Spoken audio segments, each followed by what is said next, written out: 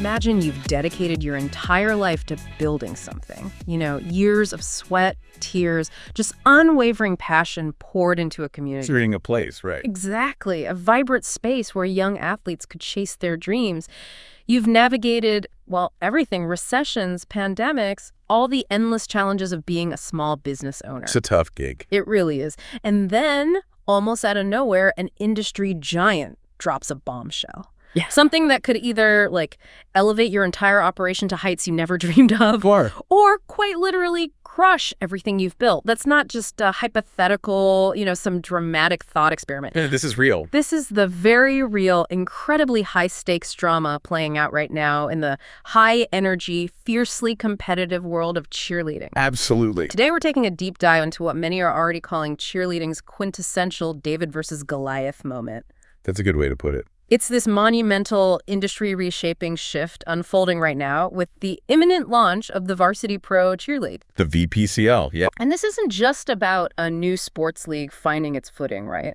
It's about the very survival of thousands of independent businesses. Mm-hmm. A true battle for independence against an industry titan playing out in real time with this urgency that is just, it's palpable. And you are absolutely right to frame it that way. I mean, from everything we've analyzed, this is, without a doubt, the biggest, most disruptive. The biggest ever. I think, though. Perhaps the most fundamentally transformative event competitive cheerleading has ever seen. For decades, Varsity Spirit has been, they've been the undisputed dominant force. The behemoth. Exactly, controlling nearly every single aspect of the cheerleading ecosystem. We're talking uniforms, equipment, the camps they attend, the music. Everything. And crucially, the major competitions where champions are crowned. Now, with this new professional league, they're promising what some see as this exhilarating, unprecedented new era. Opportunity for athletes, right. That's the pitch. That's the pitch.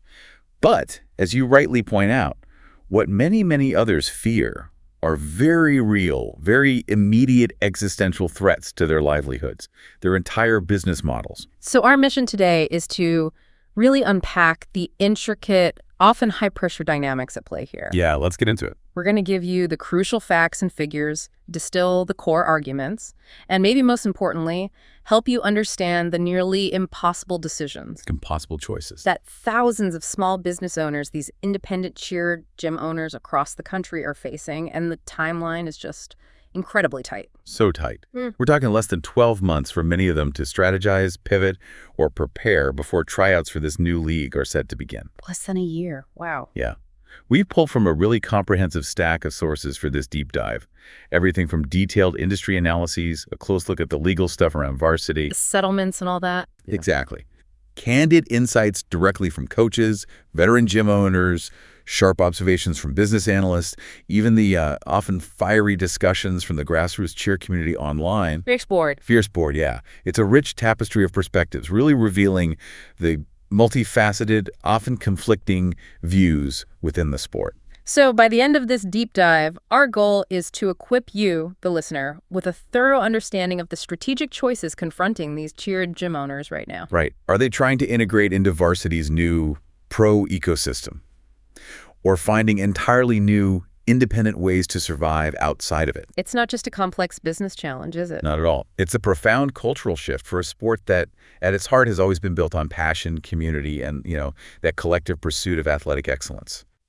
#tag navigating Varsity's new professional ecosystem. Okay, let's unpack this fascinating development. Some are calling it Varsity's big gamble. A gamble is one word for it. The Varsity Pro Cheerleague, VPCL, officially launching its first season in January 2026. So, on the surface, Varsity's stated goal seems clear, maybe even appealing, to professionalize cheerleading. Elevate the sport, give athletes a career path. Right. They're presenting it as a vital step forward, enhancing its image, appealing to a broader audience. And you hear that, and maybe your first reaction is, okay, pro league, more opportunities, sounds positive. A natural progression, maybe. Yeah, like an organic evolution. And lots of people in the industry do see it that way. Yeah, there's definitely excitement in some quarters. But when you start to dig a little deeper, you peel back those first layers, you realize there's a lot more going on here. And the timing. The timing feels incredibly strategic. What's truly fascinating here, and what makes the timing so critical, is that this league isn't just appearing out of thin air. It arrives right on the heels. Right on the heels. I mean, right on the heels of Varsity Spirit paying out a truly staggering $126 million in antitrust settlements. Wow, $126 million. That's huge. Huge. To be precise, $82.5 million in 2024 and another $43.5 million back in 2023. And these were for? Serious allegations of monopolistic practices. Accusations that Varsity systematically leveraged its dominance to stifle competition, enforce exclusive deals, basically control every dollar coming into competitive cheer gyms. And they still face lawsuits, right? In Texas. That's right.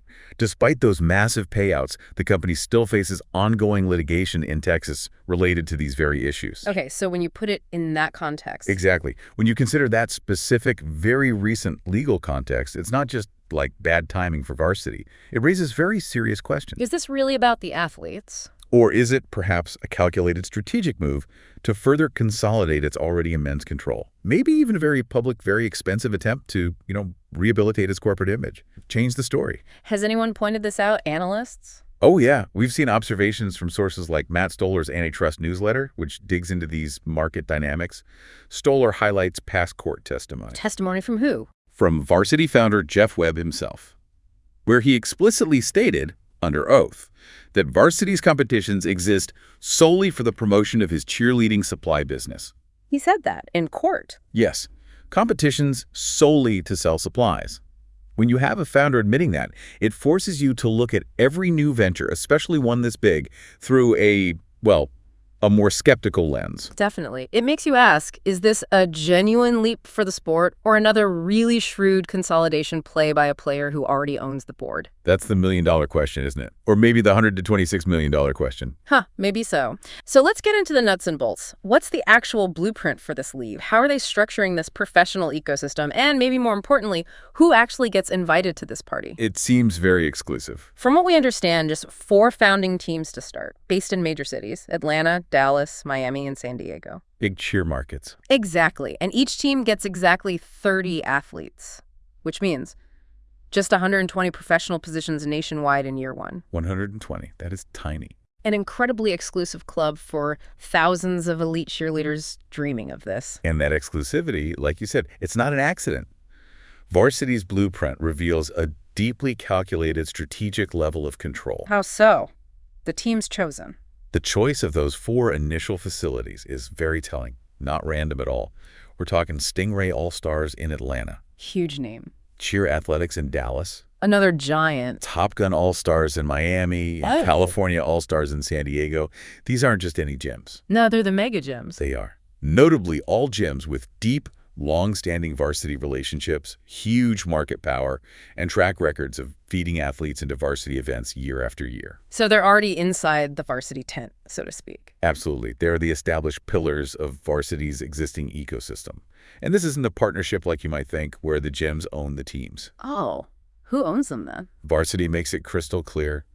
They wholly own all of these teams. All 4. All 4. Complete and absolute control over athlete contracts, team operations, the league's direction, everything. So the athletes are varsity employees. Part-time Varsity Spirit employees, yes. They'll earn 5-figure annual salaries, which, look, in cheerleading, that is a big step up from the amateur model. Definitely more than a typical college scholarship. Oh, way more. Plus, fully covered travel, lodging, uniforms, performance bonuses. The league season runs January through March. Which they say avoids Worlds in April. That's the claim. They have 5 events, planned skills battles, team routines explicitly designed for TV, for commercial appeal. Indianapolis, Atlanta, Houston, Anaheim, Nashville. So it really sounds like they're building a polished, marketable product for TV, for a wider audience, trying to elevate Cheer's profile. Polished, yes, but that control aspect you mentioned, that's the key thread running through everything. How deep does that control go? It's not just polished. It's a meticulously constructed, closed system. Think about this. Athletes need explicit league approval for any individual sponsorships. Wow, control over their personal brand deals. Massive control over their earning potential. Teams practice only at those pre-selected partner gyms. So only those 4 gyms get the direct benefit, the prestige. Exactly. Potentially siphoning off local talent. Yeah. And even the media rights how the league is shown to the world are exclusively handled through Varsity's existing ESPN deal. Shutting out any independent media. Effectively, yes. This isn't pro-cheer bubbling up from the grassroots. This is top-down, highly structured, meticulously designed. Varsity controls every single aspect. From tryouts to TV broadcasts. The entire athlete journey, the whole ecosystem, this level of vertical integration, this absolute control, it's unique in pro sports, and it's deeply impactful for cheerleading. So is it really an opportunity for the masses, or is it, like you said, a controlled environment serving Varsity's business interests? That's the fundamental question everyone's grappling with. And that level of control, it's definitely sparking some very different, very passionate reactions. Oh, absolutely. On one side, you have figures like Lori Harris, executive director of USA Cheer, calling it an exciting development. And the partner gyms must be thrilled. Of course. The owners of those 4 mega gyms, they're getting resources, visibility. They're at the heart of this new elite system. They're the new establishment. But outside that inner circle. Outside that circle, the reaction is far, far more nuanced. A mix of maybe cautious optimism and pretty profound skepticism, often leaning towards skepticism. Like who? Well, take Dan Cotton from the Cheer Biz podcast. He acknowledged some excitement about the professional step forward, but immediately voiced serious concerns. About what specifically? Gym affiliations, athlete eligibility, the league's long-term vision. That balanced yet apprehensive view, that reflects a huge chunk of the industry coaches, independent owners who want opportunities, but are really wary of this specific plan. And the business analysts, what are they saying? They're much more pointed. Front Office Sports, for example, framed it clearly as Varsity trying to turn the page after a litany of legal headaches. After the antitrust settlements. Sure. That makes sense. Sportico linked it directly to image rehabilitation after both antitrust and, remember, those prior sex abuse lawsuits that have really damaged the company's reputation. Right. Those were significant, too. And if you really want the pulse of the grassroots, the independent owners, coaches, parents, you look at forums like the Fearsport community. What's the vibe there? It's a massive, super active online forum. Open debates about Varsity's unfair monopolies are constant. People share legal analysis, call for action, discuss boycotts against Varsity events, products. So real grassroots pushback. Definitely. It raises that pivotal question again. Is this pro league truly about athlete opportunity? Or is it, at its core, a shrewd corporate strategy to lock down an already dominant position even further? That really is the core question, isn't it? And for the vast majority of gyms, the ones not chosen as partners, the answer has very real, very urgent, potentially devastating implications. Absolutely. Okay, let's unpack this. For the independent gym, this league means a looming, potentially catastrophic athlete retention crisis. This is the big one. This is, by almost all accounts, the most immediate, most dangerous threat for those non-partner gyms. It is absolutely critical, and the numbers are just sobering. Look, research from other youth sports, even just general business metrics, shows that keeping 90% of your athletes year over year, that's excellent retention. 90% is considered great. Excellent. But now you're talking about potentially losing your top 18 and over athletes. The veterans, the leaders, the ones who draw in younger kids to fully paid professional teams. That could destroy that 90% metric. It could absolutely decimate it. And we're not just talking about losing a few individuals. The psychological impact, the cultural hit, it goes way beyond raw numbers. How so? Imagine a young cheerleader, maybe 14, 15 years old. They look up to a senior athlete on the top team. That senior is their idol, their role model, who they want to be. Yeah, it happens all the time. Suddenly that idol leaves for the pro league. That's not just a roster spot lost. It's a dream flickering for the younger kids. Loyalty gets questioned. Morale takes a huge hit. It affects the whole gym culture. The whole team dynamic shifts. Your gym's competitive edge, especially nationally, can dull significantly very quickly. Have we seen this happen in other sports? Stark parallels. Think about travel hockey. The rise of those super specialized programs. It severely impacted, often destroyed, community-based programs. Local rinks struggling. Exactly. Rinks that once developed NHL players now struggle to field basic house leagues because all the elite talent migrated to expensive travel facilities, often miles away. And Little League too? Little League baseball participation is down over 20% from its peak. Why? Elite travel baseball leagues captured the serious, high-performing players. So cheerleading won't be different? It won't be different in terms of talent drain, except for one crucial, really unique distinction. What's that? Varsity controls both the amateur and now the professional pathways. Right. They own the whole ladder. That gives them unprecedented, almost frightening power to direct athlete flow, funneling talent into their preferred, wholly owned channels, leaving independent gyms just scrambling. So it's not just losing talent, it's losing the aspirational heart of your program. And what does this mean for the bottom line? Losing top athletes isn't just talent and role models. It's huge revenue. It's prestige that draws in younger, paying clients. The financial math here is, frankly, brutal for independent gyms. If an independent gym loses even a conservative 20% of its elite athletes. And 20% sounds conservative if this league takes off. Very conservative. You should immediately expect a 12 to 15% revenue decrease in the first year alone. 12 to 15%. Just from losing those athletes. Just from that initial loss. And that staggering number doesn't even begin to touch the ripple effects. Like what? Reduced success at competitions. That hurts your gym's reputation. That leads to lower overall enrollment across all your teams. Then you have to spend more on recruiting. Exactly. Increased recruiting costs, trying desperately to replace lost talent, restore your standing. These elite athletes, they're not just your highest paying clients. They're more than just tuition checks. They are your walking, tumbling advertisement for excellence. They're often crucial coaching assistants for younger teams. They are the vital culture carriers. They embody the gym's spirit. Precisely. Their departure creates this multifaceted financial and operational hole that is just extremely, almost impossibly difficult to fill quickly. Now, Varsity claims the January-March pro season is time to avoid Worlds in April.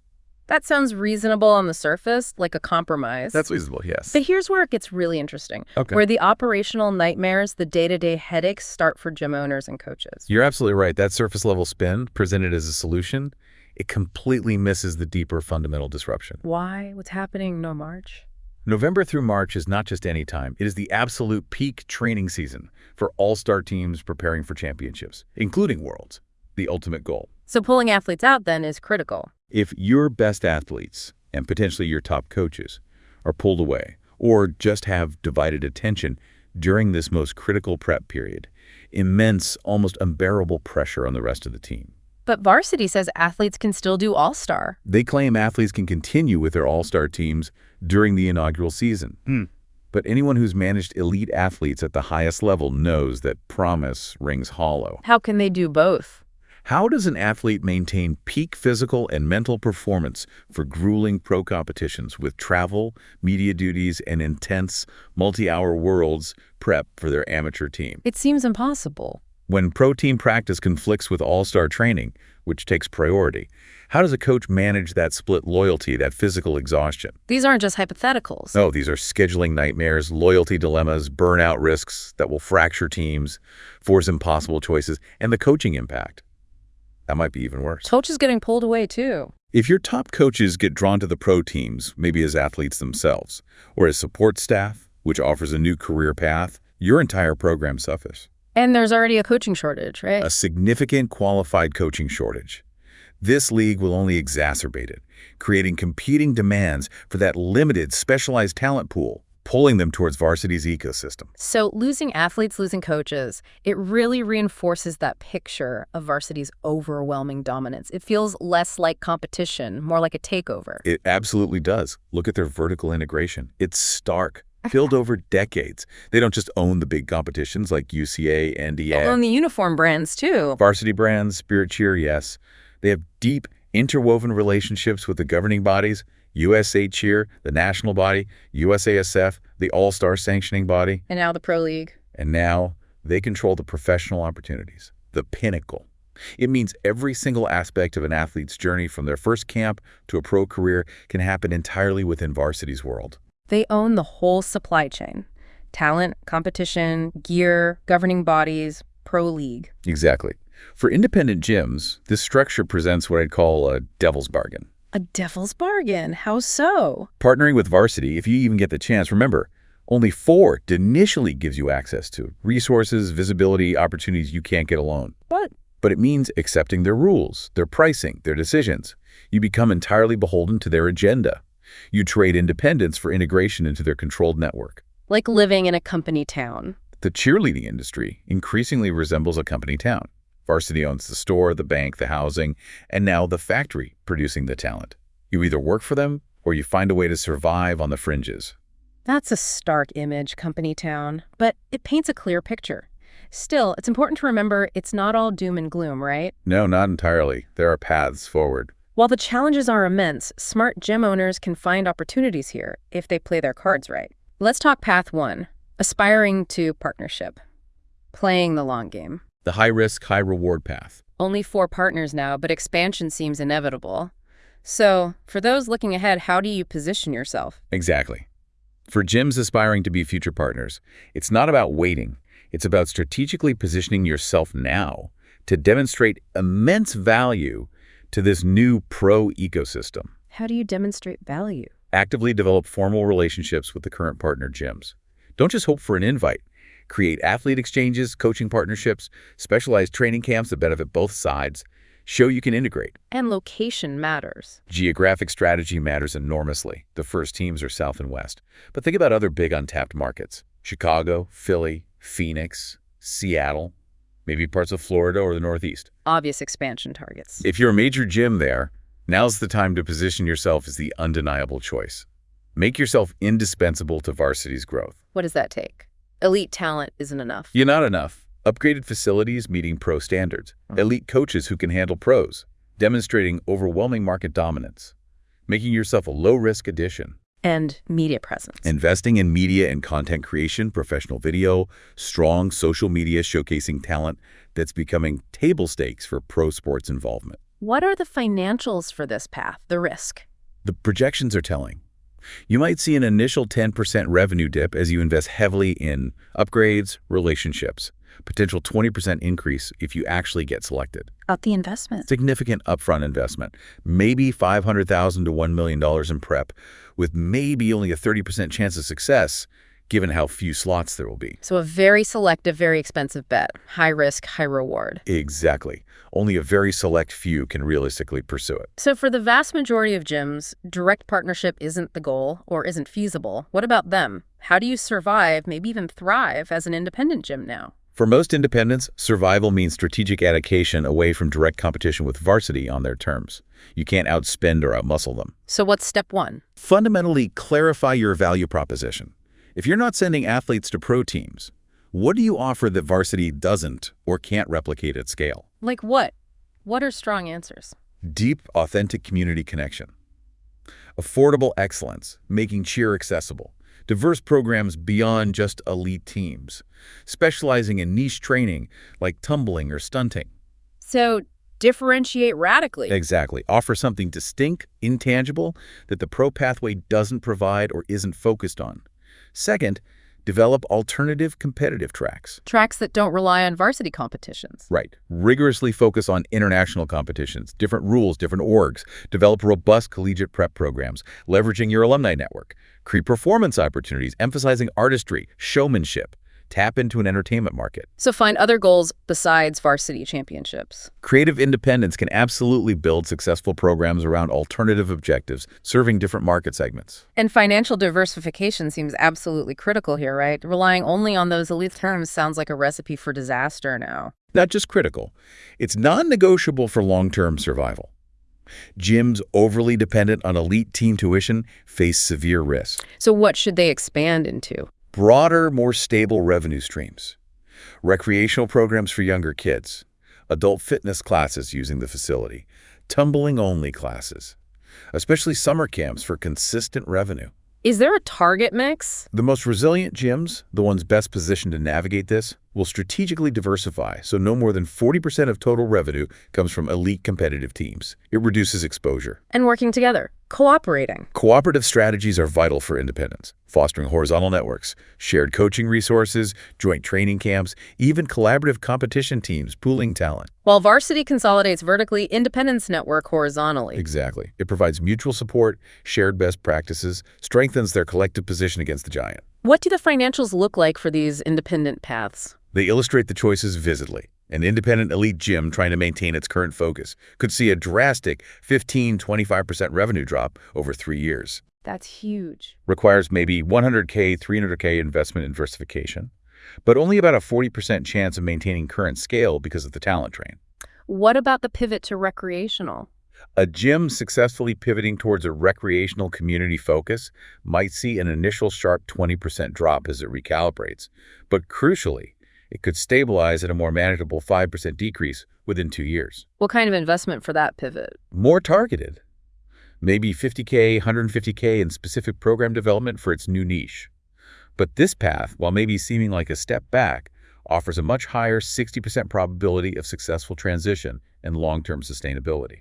The numbers really highlight the need for decisive change. Urgently, proactive, decisive change. So while there's a definite threat and tough decisions ahead, it's not all doom and gloom. There are real opportunities if you play your cards right. Absolutely. New lucrative revenue streams are emerging for gyms that position themselves correctly relative to this new pro ecosystem. Pro athlete training camps and clinics. For the most elite athletes, can command premium pricing way above standard tuition. And pro prep programs. Imagine programs targeting ambitious 16, 17-year-olds on the cusp of pro eligibility. Offering that perceived pathway, you could realistically charge 30–50% above standard tuition. Because parents will pay for that perceived edge. Parents are already showing profound willingness to invest heavily. Beyond that, more visibility can mean equipment partnerships, bigger merchandise sales, even content creation opportunities if you're linked to pro development. Like the gymnastics model. Exactly like the gymnastics analogy. Gyms specializing in Olympic track development charge 3–4 times more than rec programs. Why? Clear pathway, elite coaching, tangible possibilities parents desire. VPCL creates similar dynamics in cheer, allowing specialized gyms to command much higher prices by offering that clear, albeit narrow pathway to the top. What about international talent? Often overlooked, but cheer is global now, right? Especially with Olympic recognition. Hugely significant factor, often underestimated. The International Cheer Union, ICU, represents 119 nations, 7.5 million participants globally. It's massive. And growing fast since the Olympics nod. Olympic recognition in 2021 accelerated growth, creating this vast, increasingly skilled global talent pool, previously somewhat disconnected from U.S. elite pathways. So international athletes now see the VPCL. Varsity's president mentioned interest from Canada, Europe, but that might understate it. International athletes with no previous prospects now see a clear, high-profile target. VPCL. So more competition for those 120 spots. Exponentially increased competition, but also significant opportunities for U.S. gyms that can build international recruitment pipelines, cultural support systems. Like universities recruiting international students. Could follow a similar pattern, bringing new styles, talent, but it also introduces huge regulatory complexities. Visas, work permits. Navigating visas, work authorization, athlete rights across borders, entirely new bureaucratic hurdles varsity and gyms must learn to handle. Okay, so with this pro pathway offering salaries, prestige, what does it mean for college cheerleading? That used to be the pinnacle for many. This raises truly existential questions for college programs. I can't emphasize that enough. Why existential? Currently, most college cheer scholarships are modest. $500, maybe $1,000 a year. Compare that to 5-figure pro salaries from VPCL. The money difference is huge. The financial incentive for elite athletes clearly, undeniably favors pro. Pro salaries exceed scholarships by 10 to 50 times. It's a no-brainer for a top talent. So college programs have to change. They must fundamentally evolve or risk irrelevance among the truly elite. The traditional model where college is the ultimate goal, it crumbles when pro salaries are so much better and accessible. How can they evolve? Partner with pro teams? Smart colleges will likely need to develop partnerships. Integrated pathways allowing athletes to balance academics with pro training or post-college pro careers. What if they don't adapt? If top athletes bypass or shorten college careers for pro money, the overall talent level in college cheer could drop dramatically. A downward spiral. Potentially. Lower talent, less exciting competitions, less fan interest, less funding. Or, alternatively, it might just clarify college cheer's new role. As developmental. No longer the elite pinnacle, but a vital developmental stage. A strong academic athletic foundation for those maybe going pro later, or just a vibrant path for those prioritizing education with their sport. #, urgent decisions, and the future landscape. This isn't some far-off problem, is it? VPCL launches Jan 2026, but the crucial decisions for gym owners can't wait. Cannot wait. Tryouts start September 2025. That means recruitment, retention strategies, financial modeling, operational changes. They need implementing now. Right now. Every single month of delay is lost opportunity, exponentially increased risk. The clock is truly, truly ticking. That urgency, it's intense. It cannot be overstated. We are in a critical window. Yeah. For gyms even thinking about pursuing partnerships, aspiring to be future VPCL spots, What should they do immediately? begin active relationship building now. Attend varsity events. Make connections with current partners, varsity execs. Proactively show your value. Waiting to be noticed is a losing strategy. And for the independent gyms, the majority. Action needs to be even more immediate, more decisive. Diversification, cultural shifts, financial restructuring that takes time. Cultural change in a gym is slow. So start the pivot now. If you're pivoting to recreational, specialized training, alternative tracks, begin now. Your current elite athletes, the ones who might leave, they give you credibility to launch new programs. Once they're gone, building from scratch is way harder, way more expensive. And money, finances. Regardless of path, financial prep is paramount. The next 24 months will strain resources, secure credit lines, build cash reserves for revenue volatility, prepare for higher marketing, recruiting costs. What happens if gyms aren't financially ready? Gyms entering this transition with weak balance sheets, not enough cash. They face extreme survival risk. Many will unfortunately simply not make it. So, the core dilemma is crystal clear. Own a cheer gym. You must choose, and choose soon. Choose your path. Attempt to join Varsity's ecosystem, massive, expensive gamble. Compete independently, fight for relevance against a titan, or pivot, redefine what your gym even is. And each path has its own demands, costs, harsh realities. Owners need to face those head on. Absolutely. The gravity is immense. For partnership ambitions, the requirements are clear, but incredibly demanding, financially taxing. Like facility upgrades? Easily $500K to $2 million just for facility upgrades to meet potential pro standards. Coaching salaries need to rise significantly to attract and keep top-tier talent. Marketing. Professional investment needed in marketing, content creation if you want to be seen as a feeder.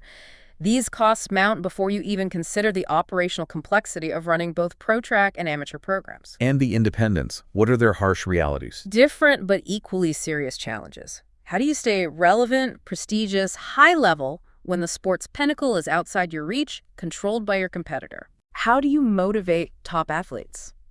When going pro means leaving your gym for a varsity team, how do you compete for new talent when partner gyms offer salary pathways you can't? No easy answers. Ignoring these questions guarantees marginalization, failure.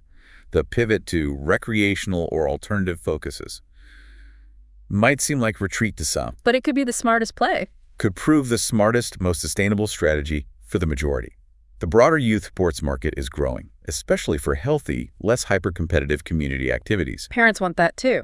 Gyms capturing that burgeoning market might find more sustainable success, more longevity, than those chasing increasingly out-of-reach pro partnerships. Ultimately, though, whatever path they choose, the uncomfortable truth is cheerleading's landscape will look fundamentally different very soon. Dramatically, fundamentally different in just 5 years. The Pro League isn't just an add-on, it's a powerful accelerant. Speeding up consolidation. Intensifying existing consolidation trends, creating entirely new competitive dynamics. It's reshaping the sport's foundations. So what's the key to survival? Gyms that acknowledge this harsh reality, understand varsity's control, adapt strategically with clear-eyed business plans, they'll survive, potentially thrive. And then those who resist. If you resist the change, react slowly, cling to outdated models, you will almost certainly face marginalization, decline, or outright closure. This isn't a tweak. No, this is a fundamental tectonic reshaping of the entire sports ecosystem.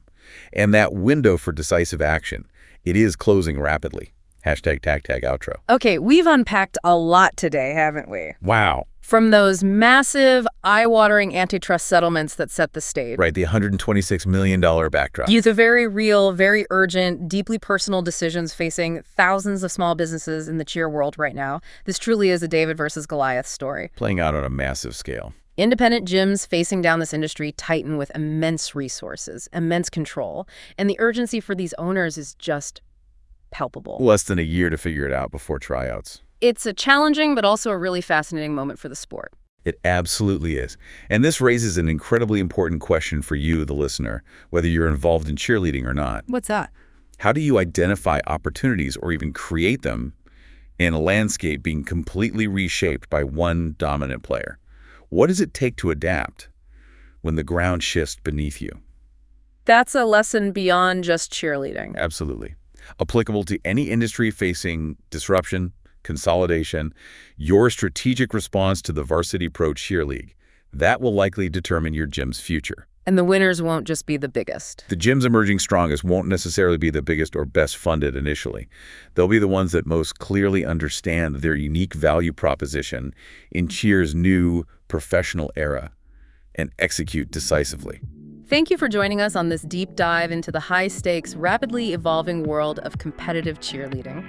We encourage you to keep exploring the implications of these kinds of industry-wide shifts wherever you see them.